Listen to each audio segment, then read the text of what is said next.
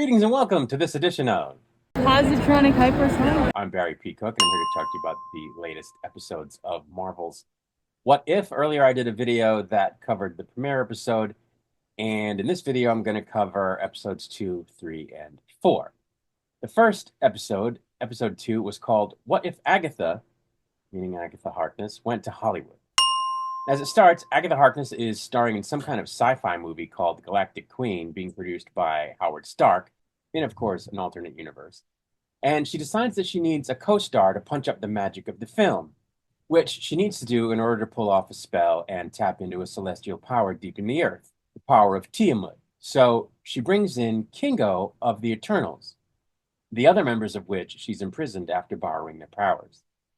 He and his dancers square off with Agatha and her dancers, Bollywood style, before they dance with each other and talk about how he needs to stop her from carrying out her plan before he starts zapping her with energy blasts, but she blocks him and blasts him right back, even getting him down and holding him at energy sword point before Howard calls cut. She then tells him she needs his help to access the power to save her world, and after declining to help her, he agrees when he says when she says she can get him a three-picture deal and other perks on the lot, as well as release his friends. So he brings in a spaceship to take the production to a location set at an observatory as a big bad from space closes in on Earth. Agatha then casts a spell that gives her Kingo's power, which she uses to acquire Tiamat's power and become a celestial level being before she's confronted by Arisham, the prime celestial, whom she fights in space, eventually trapping him in a pentagram and stealing his power and playing goddess until Kingo talks her down by appealing to her vanity as an actress, telling her that as an adored star, she can change the world without behaving as a goddess. At the film's premiere, Kingo tells her that her antics got the attention of the Celestials, which probably isn't a good thing. And that's where the episode ended. So this episode was okay. You know, I like the dancing. I like that Bollywood style dancing and music. So I thought that was pretty cool. I, of course, love Catherine Hahn and the Agatha character. So, you know, I was enjoying every second that she was on screen.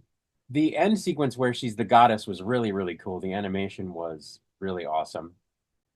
There were some, cute moments, but I didn't think there was anything all that special about this episode. I just liked the character and it was entertaining to watch, but, that's really it. The next episode was called What If the Red Guardian Stopped the Winter Soldier? And as it starts, it's 1991, and Winter Soldier shows up to kill Tony Stark's folks. But in this universe, things go differently than we're used to. Backing up a bit, the Red Guardian is upset that he's being sent on a crappy, no consequence mission, while Winter Soldier, aka Bucky Barnes, is being sent after a high value target. So he goes to the US under a fake name to take care of the mission himself and indeed confronts Bucky, much to Bucky's annoyance, and causes him to fail to kill the Starks and to only get some of the super serum the Red Room was after. With the authorities on their tail, the pair decide they need to go to Vegas to find an agent called the Rook.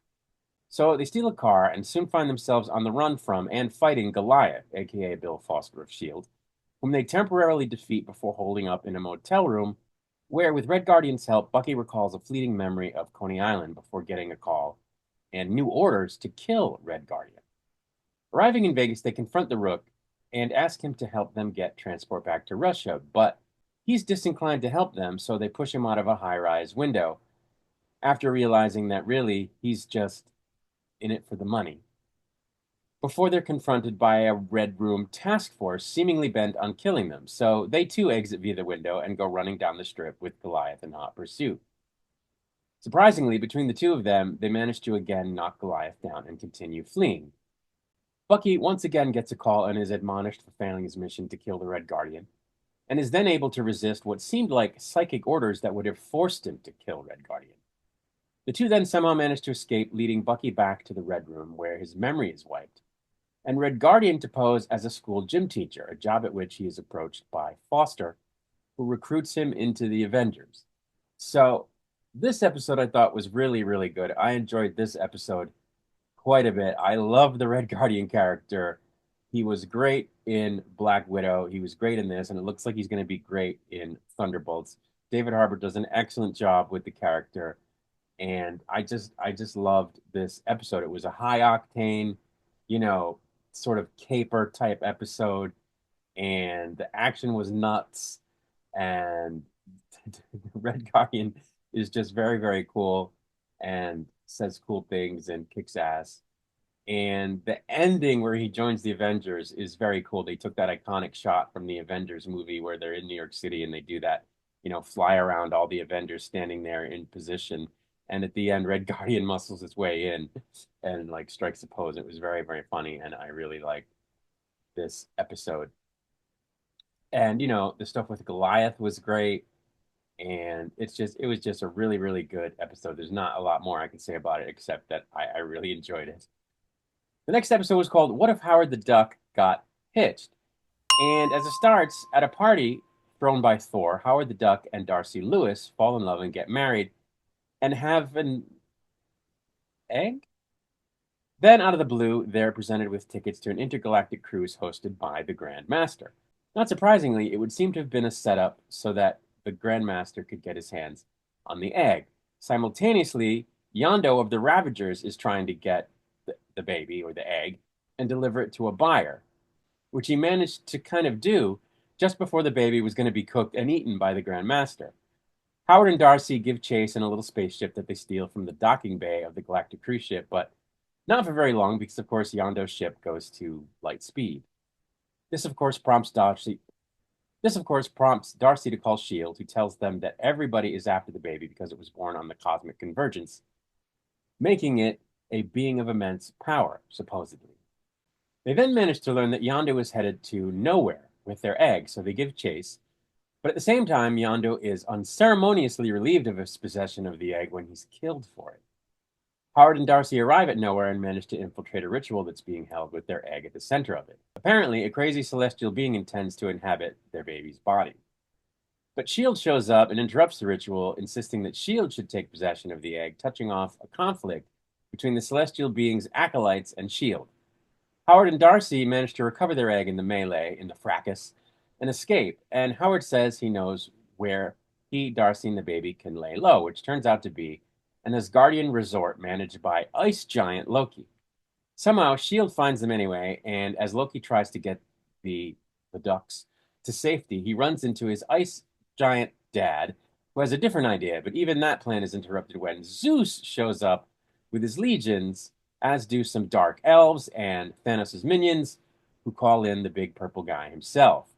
Of course, the Grand Master also shows up to get in on things, and he manages to grab the egg in a tractor beam before Zeus throws a lightning bolt at his ship, which causes the egg to end up back in the hands of the ducks, who huddle and sing one of their favorite songs, Kiss's I Was Made for Loving You, which had previously been in the episode at the beginning, which is awesome because I am a huge Kiss fan. Anyway, they do this as all of the various groups after the egg bear down on them from a nearby mountaintop, causing the egg to glow and levitate, and Howard and Darcy to start singing and dancing I Was Made for Loving You.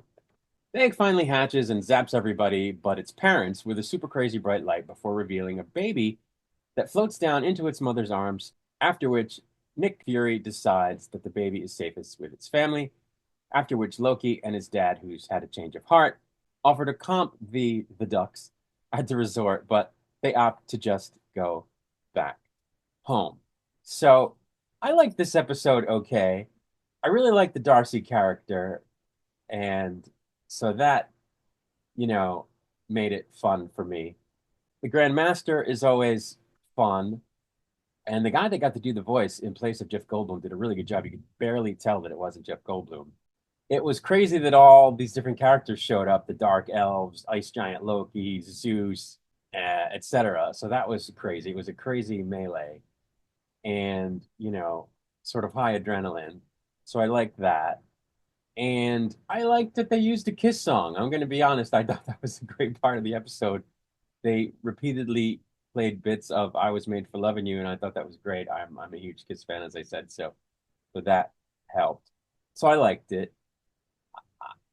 I am a little off put by the concept of a duck being with Kat Dennings in Darcy, because I really like Kat Dennings as well, and just the idea of that fine specimen being with a duck.